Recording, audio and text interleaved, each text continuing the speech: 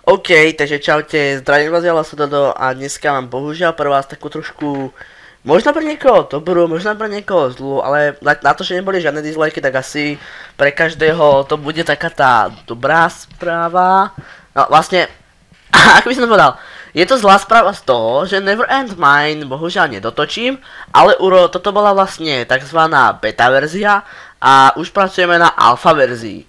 Ale zároveň toho sa venujem svojmu vlastnému štúdiu, čiže nemám zase až tak veľa času a taktiež sa snažím hlavne venovať zase škole, lebo prvý pol som dosť a dosť posral. A vy uvidíte na tomto kanáli unboxing mojich nových sluchatiek, cez ktoré môžete teraz počuť.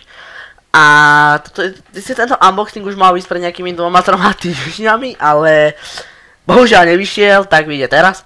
A ďalšia vec, ktorú vám chcem povedať, je tá, že dávam na stiahnutie Neverend Mine beta verziu, ale jedna taká rada, nevyužívajte mechanizm, pretože vďaka tomu mi to skrashovalo úplne, ale úplne celý server. A mapu už nebolo možné obnoviť, lebo tam bola nejak buknutá energia a podobne. Čiže z modu mechanizm, čo sa týka energie a podobne, nevyužívajte radšej nič. Alebo si ho najlepšie odtiaľ vymažte, počkajte, vlastne vymazávať.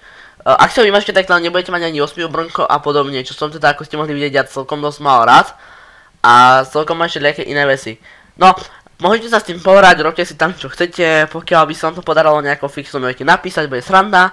A ja sa s vami ľučím, nájdete linky v popisku videa, nájdete tam link na stiahnutie modpacku, nájdete tam link na, počkajte, jak sa to volá, Losos Film Studio, to je moje štúdio. A ešte nájdete link na Drift3ho, ktorý natáča sériu so mnou a myslím, že sa oplatí dať aj jemu odber. Ja sa s vami ľučím a zatím, čaute.